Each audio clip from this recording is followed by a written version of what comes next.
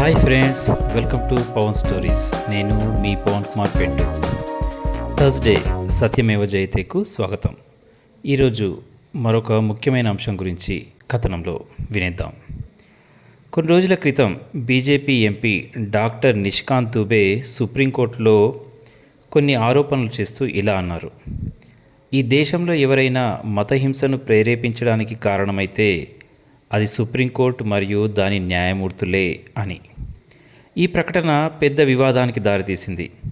ప్రతిపక్ష పార్టీలు సహజంగానే ఆయన్ను తీవ్రంగా విమర్శించాయి.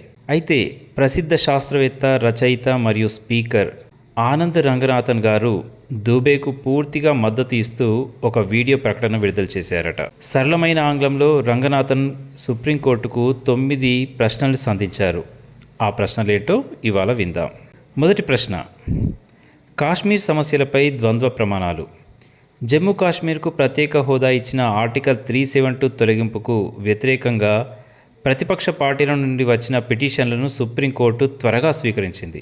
కానీ 1990లలో కాశ్మీరీ హిందువులపై జరిగిన దారుణాలకు సంబంధించిన పిటిషన్లు దాఖలు చేయబడ్డప్పుడు బలవంతంగా వాటిని కోర్టు తిరస్కరించింది.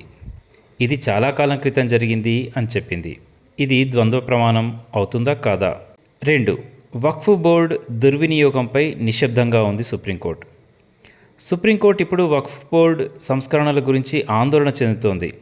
కానీ గత 30 సంవత్సరాల్లో ఈ బోర్డు చట్టవిరుద్ధంగా ఆస్తిని స్వాధీనం చేసుకుంది, పన్నుల్ని ఎగవేసింది మరియు సమాంతరంగా న్యాయ వ్యవస్థను కూడా నిర్వహించింది. అయినప్పటికీ ఈ కోర్టు అప్పుడు మౌనంగానే ఉంది. సంస్కరణలు ఇస్లాంకు ముప్పుగా భావిస్తే హిందూ భూములలో మసీదులు మరియు దర్గాలను నిర్మించడం ఎలా ఆమోదయోగ్యమవుతుంది? 2 మిలియన్లకు పైగా హిందూ ఆస్తులను వక్ఫ్ బోర్డు స్వాధీనం చేసుకుంది. చూస్తూ సుప్రీంకోర్టు మౌనంగానే ఉండిపోయింది. ఇది మతపరమైన పక్షపాతం కాదా మరి? 3. ఇతర చోట్ల హిందువులు ఉపయోగించే ఆలయ నిధులు పరిమితం. హిందూ దేవాలయాలను ప్రభుత్వం నియంత్రిస్తుంది. వారి ఆదాయం మదర్సాలు, హజ్ తీర్థయాత్రలు, వక్ఫ్ బోర్డులు, ఇఫ్తార్ విందులు మరియు రుణాల కోసం ఉపయోగించబడుతుంది.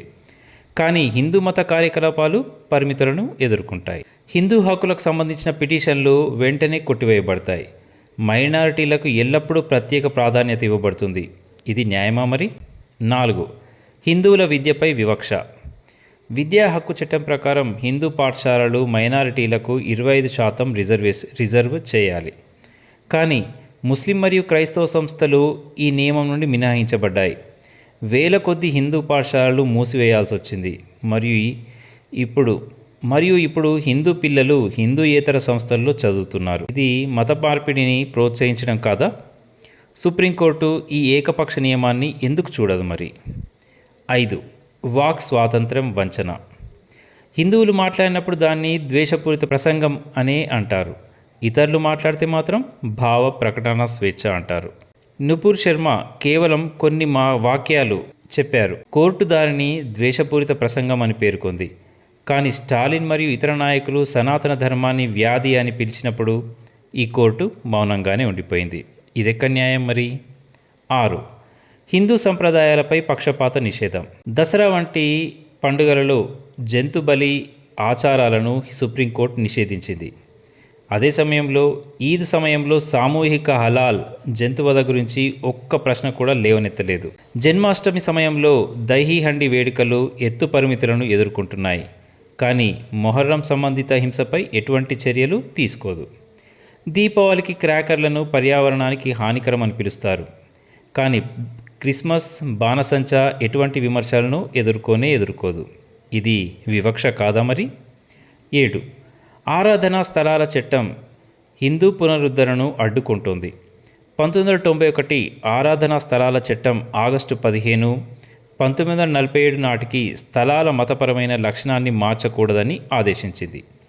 ఈ చట్టం హిందువులు నాశనం చేయబడిన లేదా మార్చబడిన పురాతన దేవాలయాలను తిరిగి పొందకుండా నిరోధిస్తుంది.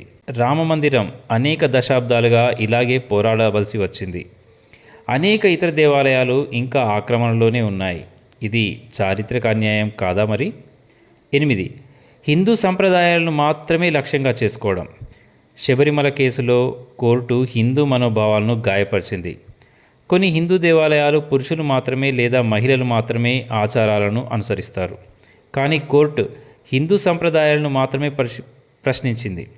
ఇస్లాంలో మహిళలు మసీదులోకి ప్రవేశించరు లేదా కొన్ని సందర్భాల్లో ఖురాన్ను పఠించలేరు. క్రైస్తవ మతంలో మహిళలు పూజారులుగా మారలేరు. కోర్టు వాళ్ళను మాత్రం ఎందుకు ప్రశ్నించదు మరి? ఇక 9, సిఏఏ వ్యతిరేక నిరసనల సమయంలో చర్య తీసుకోకపోవడం. షాహీన్బాగ్ నిరసనలు మరియు సిఏఏ వ్యతిరేక అల్లర్ల సమయంలో సుప్రీంకోర్టు కఠినమైన చర్యలు తీసుకోలేదు. నిరసనకారులు ప్రజా రహదారులను దిగ్బంధించారు, కానీ కోర్టు దీన్ని అస్సలు ఆపలేదు. ఇది చట్టాన్ని అపహాస్యం చేయడం కాదా? ఇది హిందువుల యొక్క కోపాన్ని పెంచదా? చూస్తూనే ఉన్నాం హిందువులపై జరుగుతున్నటువంటి ప్రతి దాడిని. ఈ మధ్యే పాకిస్తాన్ పౌరులు పాకిస్తాన్కు వెళ్ళిపోండి అంటే ఒక పాకిస్తాన్ వ్యక్తి సుప్రీంకోర్టుకు వెళ్ళడం, దాన్ని వెంటనే సుప్రీంకోర్టు కూడా తీసుకోవడం, అతన్ని ఉండమనడం చూస్తూనే ఉన్నాం. ఇదే సంఘటనలు మరి హిందువులకు మాత్రం ఎందుకు జరగవు? ఆలోచించాల్సిన విషయమే కదా. అందరూ పక్షపాతంగానే ఉంటున్నారు హిందువుల పట్ల. ఇలా ఇంకెన్నాళ్ళు? ఈ మౌనం ఇంకెన్నాళ్ళు? అందుకే మనల్ని సపోర్ట్ చేసే వాళ్ళకి, మనకు జవాబుదారీగా ఉండే వాళ్ళని ఎన్నుకోవాల్సిన మరియు కాపాడుకోవాల్సిన అవసరం ఎంతైనా ఉంది. ఇదండి ఈరోజు సత్యమేవ జయతే. ఈ కథనం నచ్చితే ఓ లైక్, ఓ కామెంట్, వీలైతే సబ్స్క్రైబ్ మరవకండి. ప్రతి థర్స్డే వింటూనే ఉండండి సత్యమేవ జయతే. ధన్యవాదాలతో నేను మీ పవన్ కుమార్ పెంటు.